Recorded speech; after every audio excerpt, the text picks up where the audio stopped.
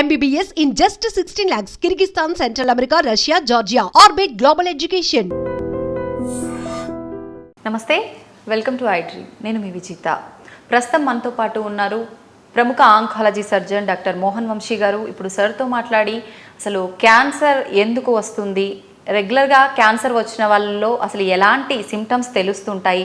మామూలుగా మనందరికీ తెలుసు, క్యాన్సర్ వచ్చిన వాళ్ళు కొంతమంది లాస్ట్ స్టేజ్ వరకు మనకు తెలియదు, సడన్గా మనకు బయటపడుతుంది. నిజంగా ప్రతి ఒక్కరిలో కూడా అలాంటి లక్షణమే ఉంటుందా, లేదు మామూలుగా ముందుగానే మనం కొంచెం అబ్జర్వేషన్ కనుక చేస్తే తెలుసుకునే అవకాశం ఉంటుందా, అసలు క్యాన్సర్ ఎందుకు వస్తుంది, ఇలాంటి ఆసక్తికర విషయాలన్నీ ఇప్పుడు సార్తో మాట్లాడి తెలుసుకుందాం. నమస్కారం సార్. నమస్తే అండి. సార్, సాధారణంగా క్యాన్సర్ వచ్చిన వాళ్ళలో మనకు సిమ్టమ్స్ ఏమీ తెలియదు సార్ ముందుగానే. సడన్గా అప్పటికప్పుడు 4th స్టేజ్ అంటుంటారు, 3rd స్టేజ్ అంటుంటారు. నిజంగా క్యాన్సర్లో ఎన్ని స్టేజెస్ ఉంటాయి సార్? మనం ఏ స్టేజ్లో కనుక గుర్తించగలిగితే ప్రాణాలని కాపాడే అవకాశం ఉంది? జనరల్గా క్యాన్సర్ని మనం 4 స్టేజెస్గా డివైడ్ చేస్తుంటామండి. ఓకే. స్టేజ్ 1, 2, 3, 4. స్టేజ్ 4 అంటే అడ్వాన్స్డ్ క్యాన్సర్, అంటే ఒక ఆర్గన్లో పుట్టి ఇంకొక ఆర్గన్కి పాకినట్టయితే స్టేజ్ 4 అంటాం. స్టేజ్ 1 అంటే అర్లీగా డయాగ్నోస్ చేసినట్టు. ఓకే. సో స్టేజ్ 1లో కనుక డయాగ్నోస్ చేస్తే క్యూర్ అయ్యే అవకాశాలు ఎక్కువగా ఉంటాయి. 1లోనే. బట్ చాలాసార్లు ఇంతకుముందు మనం క్యాన్సర్ వార్నింగ్ సిగ్నల్స్ గురించి కూడా చాలాసార్లు డిస్కస్ చేసాము. క్యాన్సర్ చాలాసార్లు ఇస్ అ సైలెంట్ కిల్లర్ అండి. ఎవ్రీ డే ఐ సీ, రోజు పాస్ట్ 5 డేస్గా just low grade pain in the right upper abdomen. ఇవాళ మార్నింగ్ వచ్చారు, మార్నింగ్ 8-year-old మ్యాన్. నాకేం లేదు, I'm very healthy man, I never took alcohol, I never smoked in my life, I'm strict vegetarian and I'm been living discipline life. So నాకు ఇప్పుడు 5 రోజులుగా నాకు upper abdominal pain ఉంది. సడన్గా నేను డయాగ్నోస్కి డాక్టర్ గారి దగ్గరికి వెళ్తే అల్ట్రాసౌండ్ చేసి 4th స్టేజ్ క్యాన్సర్ ఉందన్నారు. So that's there lot of cancers which are silent అండి. అంటే ఉదాహరణకి స్టమక్లో ఫుడ్ పాసేజ్లో కాకుండా పక్కకు వచ్చింది అనుకోండి, గ్రేటర్ కర్వేచర్ అంటే పక్కకు వచ్చింది అనుకోండి, it doesn't cause any symptoms, ఏముండవు. ఫుడ్ మామూలుగా వెళ్ళిపోతుంటుంది, అది శరీరంలో ఇతర భాగాలకు పాకినాకే తెలుస్తుంది. ఈ పర్టికులర్ పేషెంట్లో రైట్ కోలంలో క్యాన్సర్ వచ్చిందండి. రైట్ కోలంలో క్యాన్సర్ వచ్చి లివర్కి పాకిపోయింది. ఏమి సిమ్టమ్స్ ఉండవు, దాంట్లో ఏముండవు. ఆ కోలంలో ఉన్న అల్సర్ ఏదో కొంచెం బ్లీడింగ్ కలిగిస్తుంది. ఆ బ్లడ్ ఏమవుతుంది, రైట్ కోలంలో లిక్విడ్ ఎమోషన్ ఉంటుంది, చక్కగా పాస్ అయిపోతుంది. ఆ బ్లడ్ దాంట్లో మిక్స్ అయిపోతుంది, కనపడి కూడా కనపడదు మోషన్లో బయటకు వచ్చినప్పుడు. అదే లెఫ్ట్ సైడ్ కోలంలో క్యాన్సర్ వస్తే బ్లడ్ కనబడుతుంది, డాక్టర్ దగ్గర పరిగెత్తుకు వస్తారు. రైట్ సైడ్లో అది కనబడదు. సో లెఫ్ట్ సైడ్ కోలన్ కొంచెం నేరోగా ఉంటుంది, మోషన్ ఏమో హార్డ్గా ఉంటుంది. సో అందువల్ల అడ్డం పడవచ్చు, సో పెయిన్ రావచ్చు, మోషన్లో బ్లడ్ పడవచ్చు. ఇందులో అవి కూడా ఉండవు. రైట్ సైడ్ సైలెంట్ కిల్లర్ అది. సో చాలా క్యాన్సర్స్ ఇలానే మేనిఫెస్ట్ చేస్తుంటాయండి. నొప్పి కలిగించావు, ఎవరు డాక్టర్ దగ్గరికి రారు. ఇప్పుడు ఉదాహరణ బ్రెస్ట్ క్యాన్సర్ కూడా చాలా మంది స్త్రీలు రోజు ఇప్పటికీ ఎంత అవేర్నెస్ మన ఇద్దరం, అన్ని ఛానల్స్ వాళ్ళు అనేక న్యూస్ మీడియాలోను అనేక రకాలుగా క్యాన్సర్ మీద ఎంత అడ్వర్టైజ్మెంట్ చేస్తున్నప్పటికీ కూడా, ఇన్ఫర్మేషన్ ఇస్తున్నప్పటికీ కూడా, ఇప్పటికీ కూడా 50% of breast cancer patients, urban ఏరియాలో నివసిస్తున్న బ్రెస్ట్ క్యాన్సర్ పేషెంట్స్ కూడా లేట్ స్టేజ్లోనే డాక్టర్ దగ్గరికి వస్తున్నారు. ఏంటంటే నెగ్లెక్ట్ చేస్తారు. మన స్త్రీలకు ఉండే సహజమైన సిగ్గు, మన లేడీస్ కూడా వాళ్ళ పిల్లలకో భర్తకో వస్తే డాక్టర్ దగ్గర తీసుకొస్తారు తప్ప వాళ్ళకు వాళ్ళు రారు. అది మెయిన్ ప్రాబ్లం. పెద్దగా పెరిగిన దాకా రారు. బ్రెస్ట్లో కూడా చూస్తుంటారు, 6 నెలల నుంచి కనబడుతుందండి అంటారు. నొప్పి లేదు కదా, తగ్గిపోతుందిలే, అశ్రద్ధ చేశాను అంటారు. నొప్పి లేని గడ్డలే ప్రమాదకరం. సో ఇట్లా మన శరీరంలో ఎటువంటి మార్పును కూడా అశ్రద్ధ చేయకూడదండి. అతి చిన్న మార్పును కూడా అశ్రద్ధ చేయకూడదు. రోజు మార్నింగ్ 4 ఇడ్లీలు తింటాం బ్రేక్ఫాస్ట్కి, 2 తినగానే పొట్ట ఫుల్ అయింది అనుకోండి, వెంటనే వచ్చేయాలి డాక్టర్ దగ్గరికి. Unexplained weight loss of appetite, distaste for food, అంటే తినబుద్ధి కాదు, తిన్న టేస్ట్ సరిగా తెలియదు, వెంటనే మనం వెళ్ళి చెక్ చేసుకోవాలి ఆంకాలజీ దగ్గరికి వెళ్ళి. సో క్యాన్సర్ ర్యాపిడ్గా పెరిగిపోతుందండి. క్యాన్సర్ ఇన్సిడెన్స్ ర్యాపిడ్గా పెరిగిపోతుంది. 2002లో నేను బసవతారకం క్యాన్సర్ హాస్పిటల్ డైరెక్టర్గా టేక్ ఓవర్ చేసినప్పుడు అక్కడ 45 పేషెంట్స్ ఉండేవారు. ఒక అబౌట్ 12 or 15 ఇన్ పేషెంట్స్ ఉండేవారు, అవుట్ పేషెంట్ 45. ఇవాళ 45 క్యాన్సర్ హాస్పిటల్స్ ఉన్నాయి. అప్పుడు అదొక్కటే ప్రైవేట్ క్యాన్సర్ హాస్పిటల్. ఇప్పుడు 45 ప్రైవేట్ క్యాన్సర్ హాస్పిటల్స్ ఉన్నాయి, ఒక్క చోట బెడ్ ఖాళీ లేదు. చూడండి ఎంత ర్యాపిడ్గా పెరిగిపోతుంది క్యాన్సర్ ఇన్సిడెన్స్. సో అందుకని మనం ఈ క్యాన్సర్ వార్నింగ్ సిగ్నల్స్ మీద అవగాహన పెంచుకోవటం, ఎటువంటి మార్పు మన బాడీలో ఉన్నా వెంటనే మనం డాక్టర్ గారిని కలవటం, ఫ్యామిలీ ఫిజిషియన్ కలవటం. వారు ఒకసారి ఎగ్జామిన్ చేసి అవసరమైతే వారు స్పెషలిస్ట్కి రిఫర్ చేయడం జరుగుతుంది. మనకు క్యాన్సర్ ఏ స్టేజ్లో ఉన్నా మనం ఐడెంటిఫై చేయగలిగితే ఆ ట్యూమర్ని తీసేయగలిగే అవకాశం ఉంటుందా సార్, లేదంటే ట్రీట్మెంట్ చేయొచ్చు అంటారా? ట్రీట్మెంట్ చేయవచ్చు madam, depending on the stage cancer treatment ఆధారపడి ఉంటుంది. సాలిడ్ ట్యూమర్స్, ఉదాహరణకి సాలిడ్ ట్యూమర్స్ అంటే మన స్కాల్ప్ నుంచి కాలు చిటికన వేల వరకు సాలిడ్ ఆర్గన్స్, బ్రెస్ట్ కానివ్వండి, ప్యాంక్రియాస్ కానివ్వండి, లివర్ కానివ్వండి, నోస్ కానివ్వండి, స్కిన్ కానివ్వండి, ఐ కానివ్వండి, సాఫ్ట్ టిష్యూస్ కానివ్వండి, అర్లీగా డయాగ్నోస్ చేస్తే సర్జరీ చేయడం ద్వారా క్యాన్సర్ని క్యూర్ చేయవచ్చు. చాలా మందిలో ఒక అపోహ ఉంది, సర్జరీ అనగానే ఏంటి సార్ కత్తి పెడతారా, కత్తి పెడితే క్యాన్సర్ పెరిగిపోద్ది అంటే కదా. అది అపోహ మాత్రమే. క్యాన్సర్ని సర్జరీ చేయడం ద్వారానే క్యూర్ చేయగలం, ఇంకే ఇతర చికిత్స ద్వారా క్యూర్ చేయలేము. సాలిడ్ ట్యూమర్స్లో అదే హిమటలాజికల్ మెలిగ్నెన్సీస్, బ్లడ్ క్యాన్సర్స్లో కీమోథెరపీ, టార్గెటెడ్ థెరపీస్, ఇమ్యూనోథెరపీ ద్వారా వాటిని క్యూర్ చేయడానికి అవకాశం ఉంది. సో సాలిడ్ ట్యూమర్స్ ఎక్కడొచ్చినా, బాడీలో ఎక్కడొచ్చినా కూడా అర్లీగా డయాగ్నోస్ చేస్తే సర్జరీ చేయడం ద్వారా క్యూర్ చేయవచ్చు. ఒకవేళ లేట్గా కనుక్కుంటే, ఉదాహరణకి హెడ్ అండ్ నెక్ క్యాన్సర్ లేట్గా కనుక్కున్నాం, ముందుగా కీమోథెరపీ కానీ లేదా కీమో రేడియేషన్ కానీ ఇచ్చి దాన్ని డౌన్ సైజ్ చేసి ఆ తర్వాత మనం ఆపరేషన్ చేయడం జరుగుతుంది. అంటే తక్కువ పరిమాణం స్టేజ్ డౌన్ సైజ్ చేసి, పెద్ద ట్యూమర్ ఉంది 6 సెంటీమీటర్స్, స్కిన్ అంతా ఇన్వాల్వ్ అయిపోయింది, కీమో రేడియేషన్ ఇస్తే ముందు కరిగిపోతుంది చాలా వరకు, ఆ తర్వాత సర్జరీ చేయడం జరుగుతుంది. అలాగే గ్యాస్ట్రిక్ క్యాన్సర్, స్టమక్ క్యాన్సర్ వెనకాల పక్కన ఉన్న ఆర్గన్స్, ప్యాంక్రియాస్కి, లివర్కి అతుక్కున్నట్టయితే అప్పుడు మనం కీమోథెరపీ ఇచ్చి డౌన్ సైజ్ చేసి తర్వాత ఆపరేషన్ చేయడం జరుగుతుంది.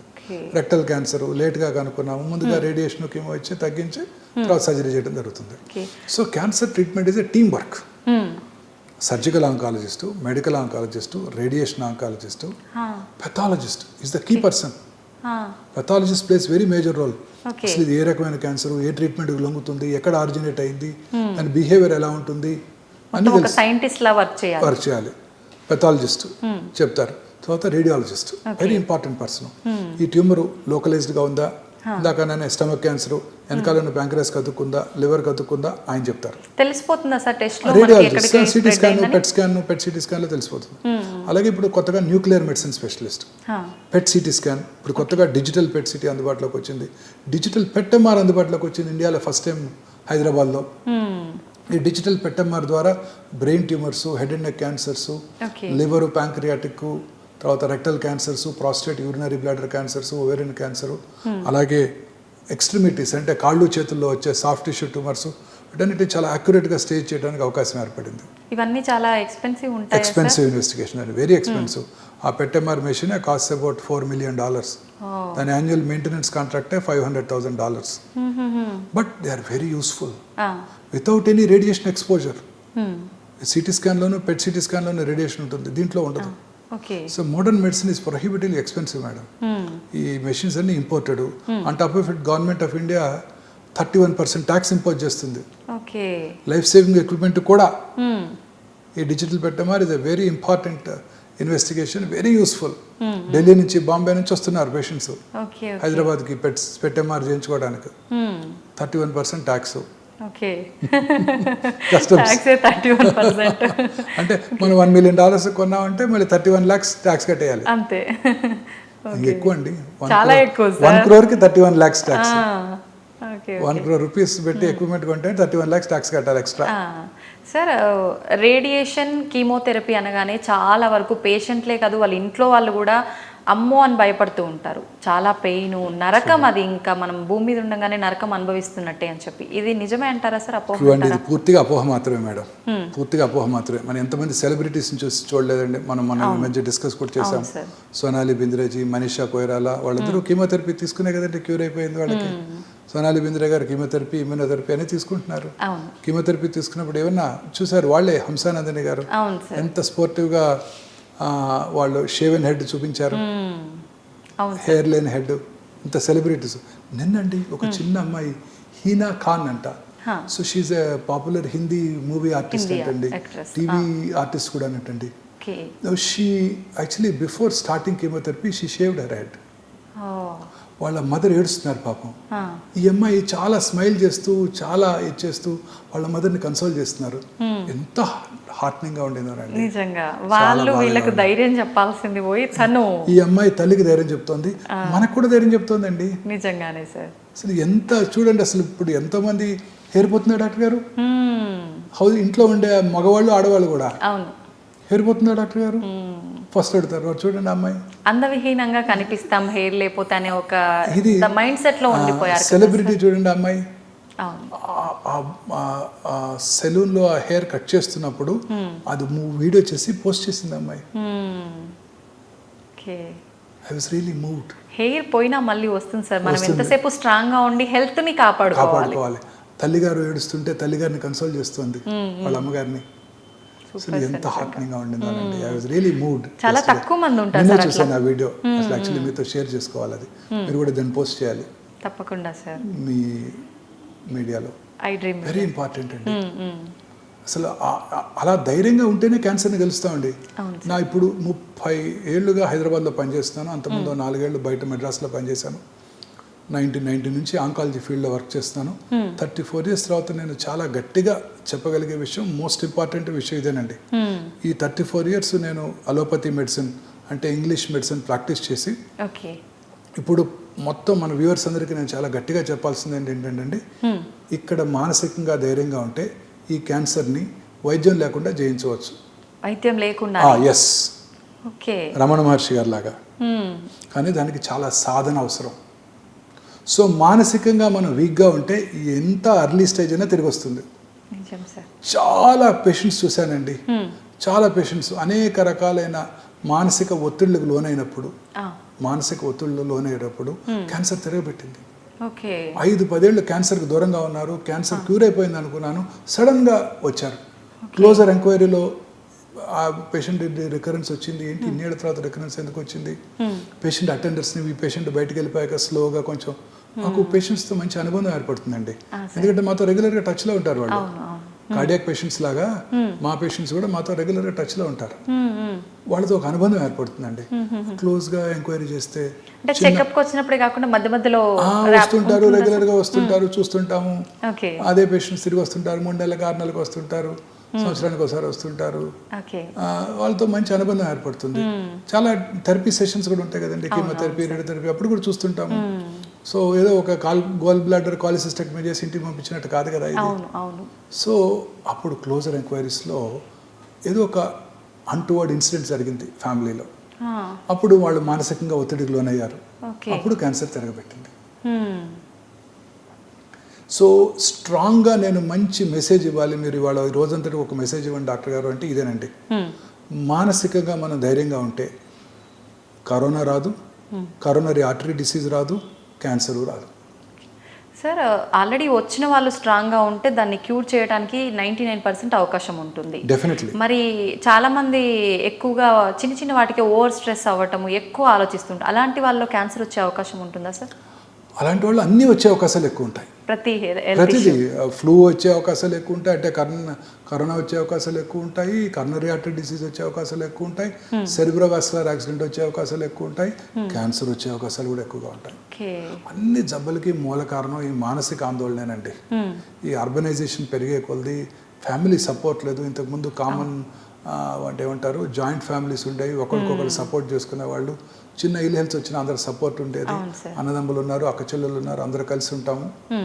దేనికి పెద్దగా ఇది అయి ఉండేవాళ్ళం కాదు.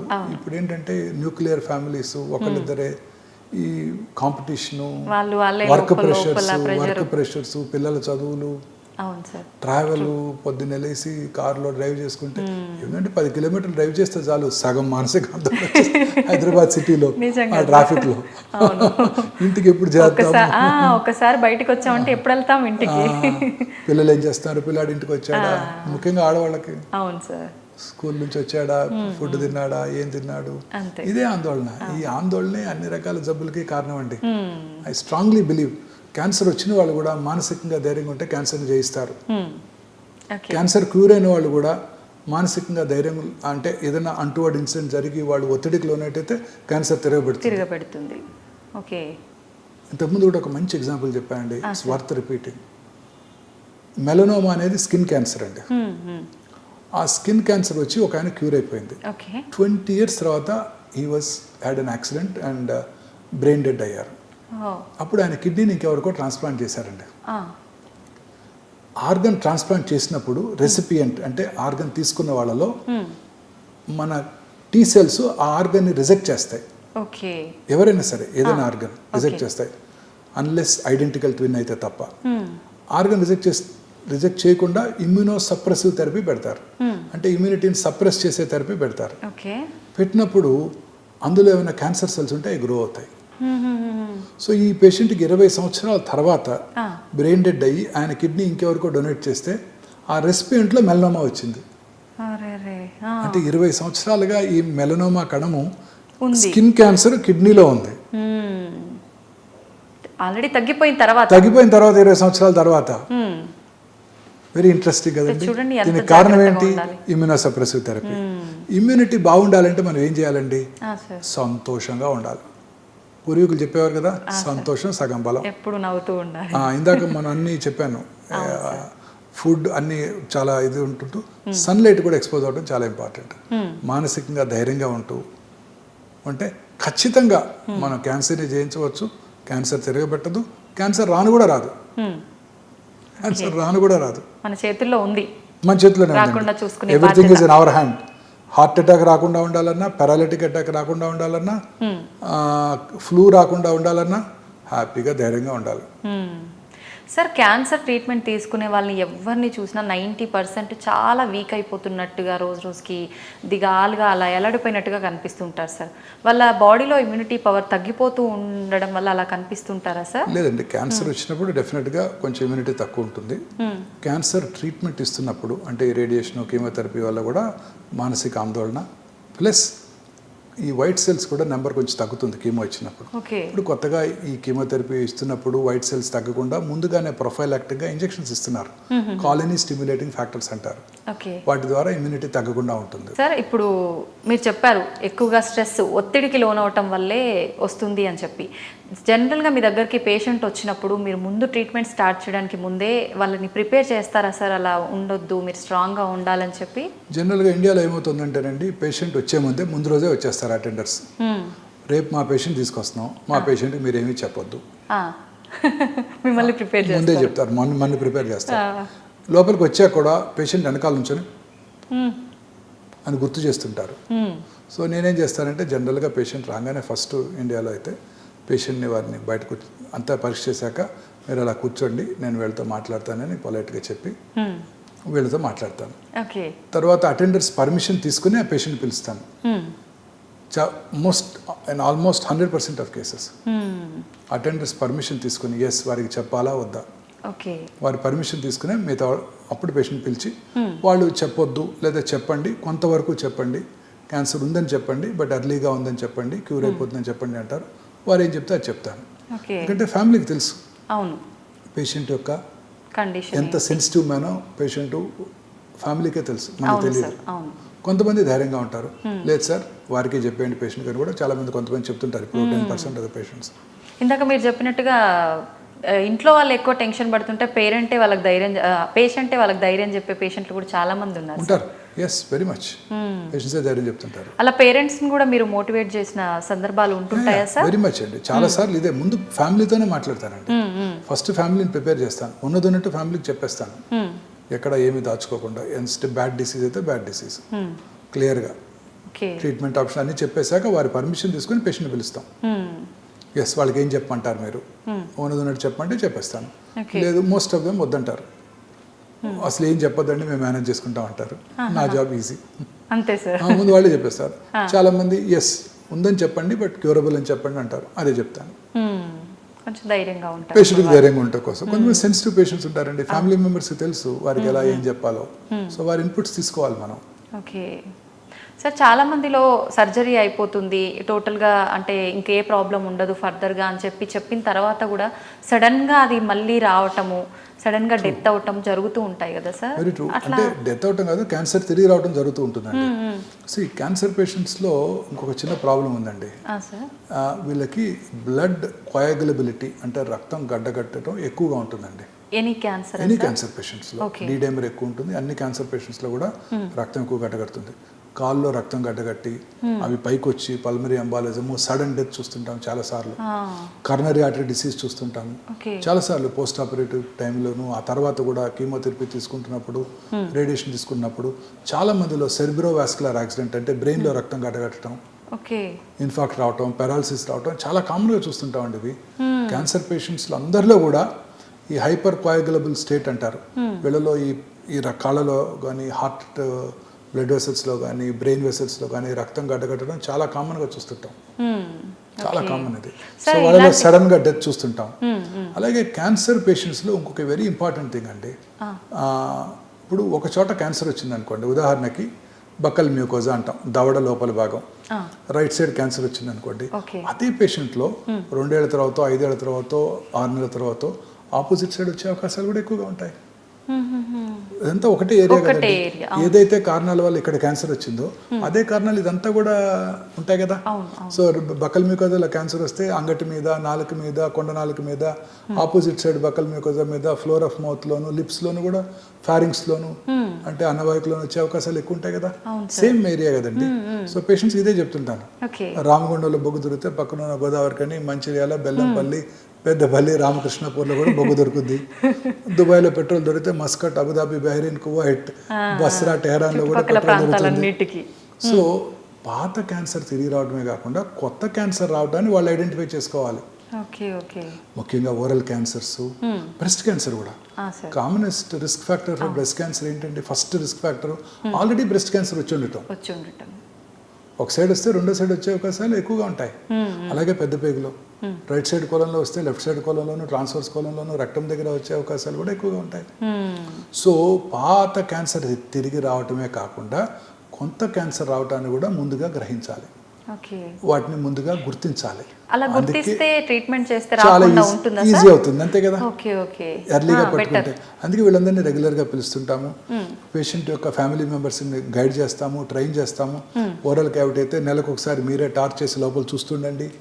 ఏమైనా ప్యాచెస్, ఎరుపు తెలుపు మిళితమైన ప్యాచెస్, ల్యూకోప్లేకియా, ఎరిథ్రోల్యూకోప్లేకియా, చిన్న మానని పుండు ఉంటే ఒక మీ ఫోన్లోనే పిక్ తీసుకోండి, మళ్ళీ వారం ఆగి ఇంకో పిక్ తీసుకోండి, అబ్జర్వ్ చేస్తుండండి. మార్పు ఏమైనా ఉంటే నా దగ్గరికి రండి. అలాగే బ్రెస్ట్ ఎగ్జామినేషన్ అందరికీ నేర్పుతాం, ప్రతి పేషెంట్కి నేర్పుతాం బ్రెస్ట్ ఎగ్జామినేషన్, వాళ్ళకి వాళ్ళ అవేర్నెస్ పెంచుకోవడం కోసం. సో ఇలా వీళ్ళందరూ కూడా మనం ప్రిపేర్ చేస్తుంటాము. రెగ్యులర్గా చెకప్స్కి పిలుస్తుంటాము, రెగ్యులర్గా స్క్రీనింగ్ చేస్తుంటాము.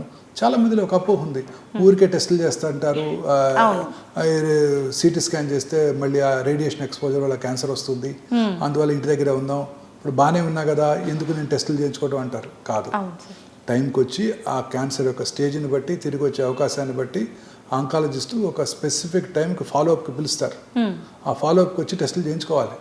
ఎందుకు బాగానే ఉన్నాను కదా అని అశ్రద్ధ చేస్తే ఆ తిరిగి రావటాన్ని కూడా లేట్గా గుర్తిస్తాం, క్యూర్ అయిపోయే అవకాశం కోల్పోతాం. ఇప్పుడు వచ్చిన మోడర్న్ ఇన్వెస్టిగేషన్స్లో రేడియేషన్ ఎక్స్పోజర్ చాలా తక్కువ ఉంటుంది. ఇప్పుడు వచ్చిన డిజిటల్ పెట్ స్కాన్లో పెట్ సిటీ, చాలా మందిలో అపోహ ఉంది పెట్ సిటీ అంటే చాలా రేడియేషన్ ఎక్స్పోజర్ ఉంటుందని. Yes, they are right. Original old PET CT స్కాన్లో, analogue PET CT scan, conventional PET CT స్కాన్లో 24 మిల్లీ సివరెట్స్ రేడియేషన్ వస్తుంది ప్రతి స్కాన్కి. ఇప్పుడు ఇక్కడ అవైలబుల్ డిజిటల్ పెట్ స్కాన్లో only 8 milli sieverts radiation, 1/3 the dose, 1/3 the dose. అలాగే ఇప్పుడు కొత్తగా వచ్చిన పెట్ ఎంఆర్లో hardly 1 to 2 milli sievert radiation. Better కదా సార్, చాలా తక్కువ రేడియేషన్. అలాగే కొత్త low dose radiation CT scans అందుబాటులోకి వచ్చాయి. ఇప్పుడు అన్ని మేజర్ సెంటర్స్లో ఇప్పుడు మన దగ్గర అవే ఇన్స్టాల్ చేసాం.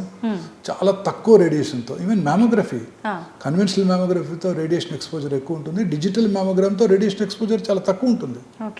సో చాలా మంది స్త్రీలు ఆందోళన చెందుతుంటారు, ఏంటి డాక్టర్ గారు 50 years వచ్చాక సంవత్సరానికి ఒకసారి మ్యామోగ్రామ్ చేయించుకోమంటున్నారు, ఆ మ్యామోగ్రామ్ చేయించుకుంటే క్యాన్సర్ వచ్చేద్దాము ఇలా అంటుంటారు. సో ఇవన్నీ కూడా అపోహలు మాత్రమే. కొత్త మెషిన్స్ అన్నిట్లో కూడా science is developing, scientist are working to reduce the radiation dose to the patient whenever you do any investigation. Sir, cancer, చాలామంది క్యాన్సర్ వచ్చిన వాళ్ళు ఉన్నారు అని అంటే ఆ చుట్టుపక్కల వెళ్ళటానికే ఆలోచిస్తూ ఉంటారు, అమ్మో మాకెక్కడ వస్తుందో అనే టైప్లో. నిజంగా అలా వచ్చే అవకాశం ఉంటుంది సార్? క్యాన్సర్ అంటువ్యాధి కాదు. నేను రోజు మా పేషెంట్స్ అందరికి అదే చెప్తాను. రాగానే పేషెంట్స్ అడుగుతారు, మా ఇంట్లో ప్రెగ్నెంట్ ఉమెన్ ఉంది, మా ఇంట్లో చిన్నపిల్లలు ఉన్నారు, చాలామంది అడుగుతుంటారు, తండ్రి గారికి క్యాన్సర్ వచ్చింది, పిల్లలు ఇంట్లోనే ఉంటారు, వాళ్ళ దగ్గరే ఉంటారు అంటే వాళ్ళు వండింది తినటము అన్ని రకాలుగా ఉంటారు. నేను అదే చాలా క్లారిటీతో చెప్తున్నానండి, ఇది అంటువ్యాధి కాదు. వారు ఆ పిల్లలు తాతగారి దగ్గరికి వెళ్ళొచ్చు, తాతగారు ఆ పిల్లల్ని ముద్దు పెట్టుకోవచ్చు, తాతగారి ప్లేట్లో వాళ్ళు తినొచ్చు, తాతగారు వీరికి తినిపించవచ్చు, తాతగారు వాడిన టవల్ వీరు వాడుకోవచ్చు, తాతగారి పక్కలో పడుకోవచ్చు. ఆ గ్రాండ్ చిల్డ్రన్కి ఎటువంటి హాని లేదు. ఎనీ క్యాన్సర్ ప్రెగ్నెంట్ లేడీ ఉన్నారు ఇంట్లో, ఎటువంటి హాని లేదు, ఎటువంటి హాని లేదు. హ్యాపీగా అందరు కలిసిమెలిసి ఉండొచ్చు. కానీ ఆ పిల్లల వల్ల ఈయనకి హాని ఉండొచ్చు. మోస్ట్ ఆఫ్ ద చిల్డ్రన్ స్కూల్కి వెళ్తారు, కోల్డ్ ఉంటుంది, ఆ కోల్డ్ తీసుకొచ్చి ఈ పెద్ద ఆయనకి అంటిస్తారు. అంటిస్తే మరి వాళ్ళకి మన టైమ్లీ ట్రీట్మెంట్ స్కెడ్యూల్ డిస్టర్బ్ అవుతాయి, ఫీవర్ వస్తాయి. సో పిల్లల వల్ల వీరికి హాని, కానీ వీరి వల్ల ఎవరికి హాని లేదు.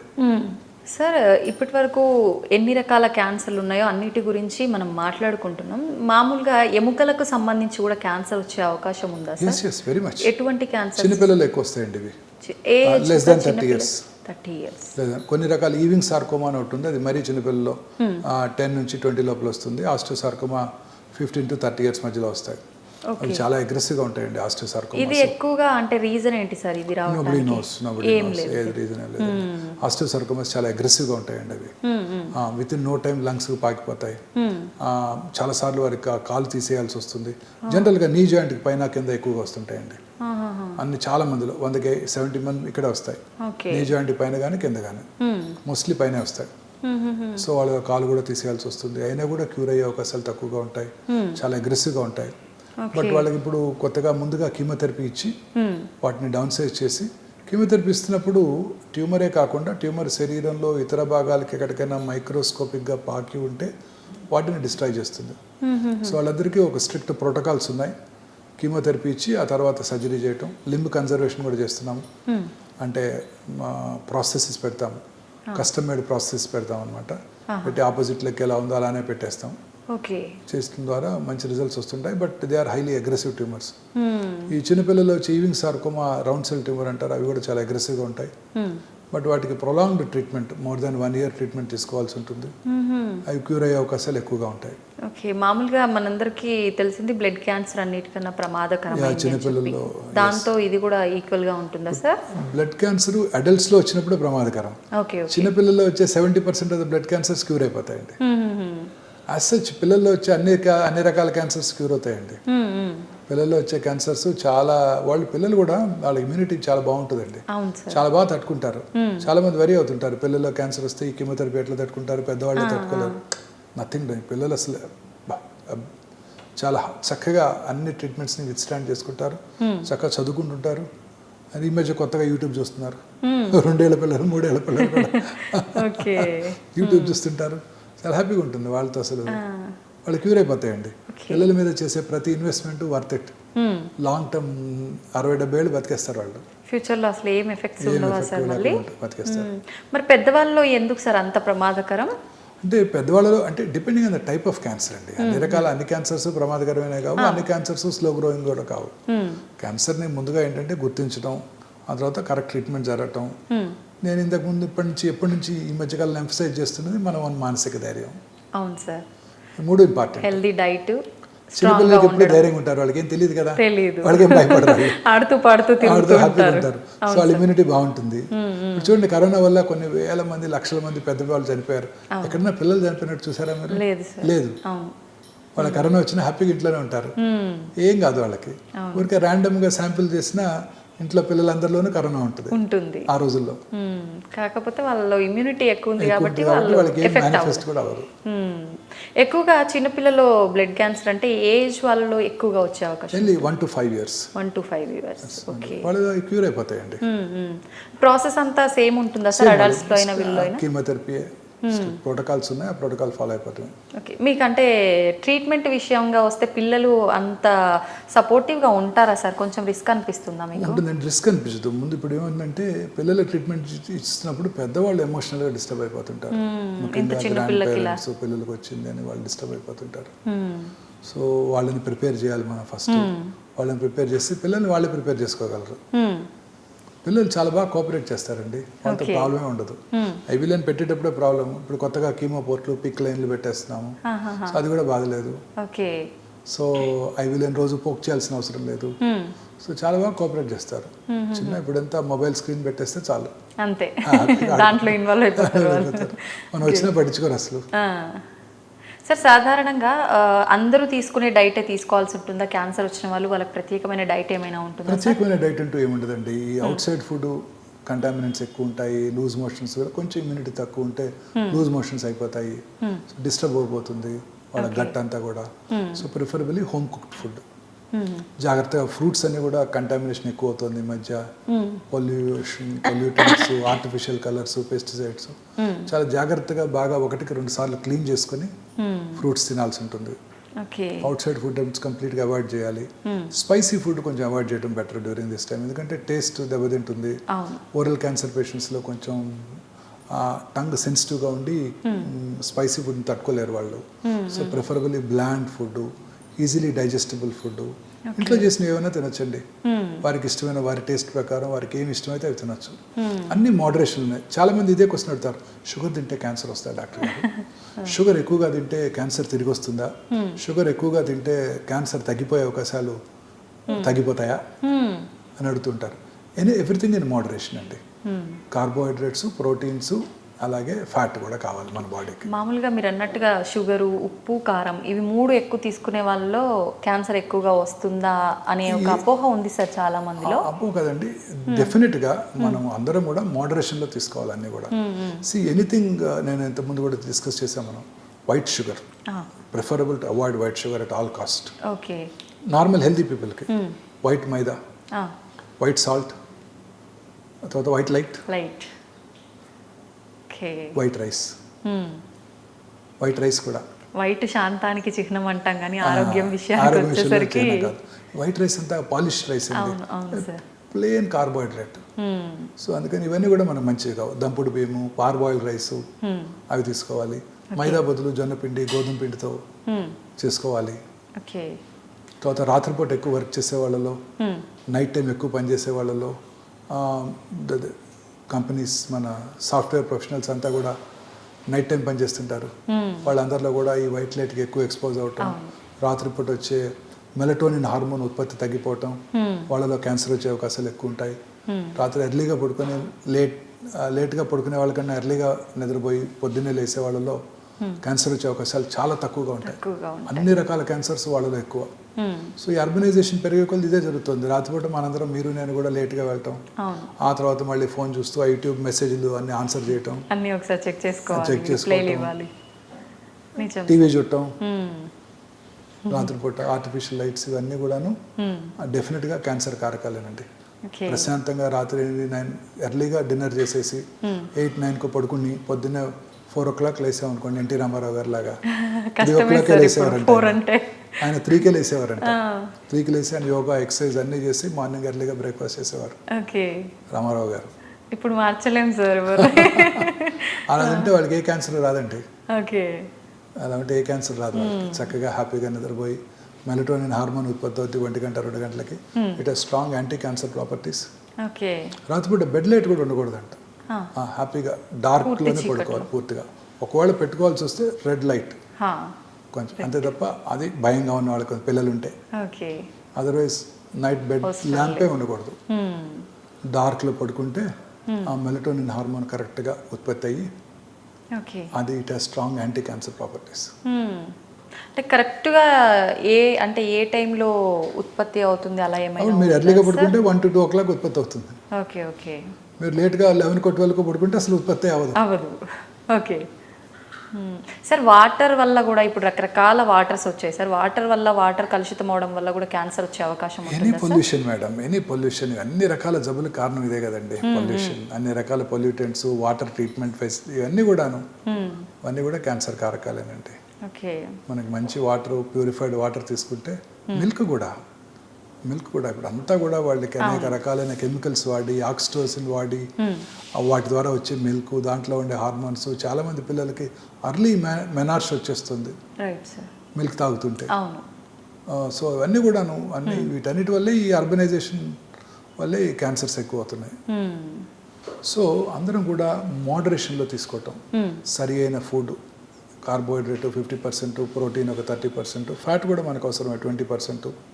అది కూడా హెల్దీ కార్బ్స్, వైట్ రైస్ లాంటివి కాకుండా హెల్దీ కార్బ్స్ తీసుకుంటూ, ఫ్రూట్ నుంచి వచ్చే కార్బ్స్ చాలా మంచివి అనమాట మనకి. హెల్దీ ప్రోటీన్, ఫ్యాట్స్ కూడా పాలీ అన్సాచురేటెడ్ ఫ్యాట్స్ అంటారు, పూఫా. పూఫా అంటే ఇవి చాలా హెల్దీ ఫ్యాట్స్ అనమాట. ఇవి డ్రై ఫ్రూట్స్లో ఎక్కువ ఉంటాయి, సన్ఫ్లవర్ సీడ్స్లోను, వాల్నట్స్లోను, సీ ఫిష్లో కూడా ఎక్కువ ఉంటాయి హెల్దీ ఫ్యాట్స్. ఇప్పుడు స్పానియార్డ్స్, జాపనీస్ ప్రపంచంలో ఎక్కువ కాలం బ్రతుకుతారు. స్పెయిన్లో 100కి 90 మంది 90 years బతికేస్తారు. మెడిటరేనియన్ ఫ్రూట్స్ ఎక్కువ తింటారు వాళ్ళు. వాళ్ళు వాడే ఆలివ్ ఆయిల్, ఎక్కువ ఫ్రైస్ అవి తినరు, సీ ఫిష్ తింటారు. సో వాళ్ళలో చాలా హెల్దీగా ఉంటారు వాళ్ళ లైఫ్. జాపనీస్ కూడా ఎక్కువ కాలం బ్రతుకుతారు. సో హెల్దీ ఫుడ్ తీసుకుంటూ, రెగ్యులర్గా ఎక్సర్సైజ్ చేస్తూ, సన్లైట్కి ఎక్స్పోజ్ అవుతూ, లీన్ బాడీ మాస్ మెయింటైన్ చేస్తూ, దూరాల వాటికి దూరంగా ఉంటూ, టొబాకోస్మో, ఆల్కహాల్ కన్సంప్షన్కి దూరంగా ఉంటూ ఉన్నట్టయితే క్యాన్సర్ నుంచి కూడా దూరంగా ఉండొచ్చు. ఓకే, నిజంగా చాలా వాల్యుబుల్ ఇన్ఫర్మేషన్ అనే చెప్పొచ్చు సార్. మనం ఎప్పటికప్పుడు ఎంత అవేర్నెస్ కల్పించినా కూడా వీడియోల రూపంలో ఎక్కడో అక్కడ మనం కొత్తగా కేసులు పెరుగుతూనే ఉన్నాయి. అసలు ఎలా వస్తుంది ఏంటి అనేది కూడా తెలియకుండా పెరిగిపోతున్నాయి సార్. నిజంగా చాలా మందికి ఉపయోగకరం సార్ మీ మాటలు. Thank you sir, thank you very much. Thank you very much madam.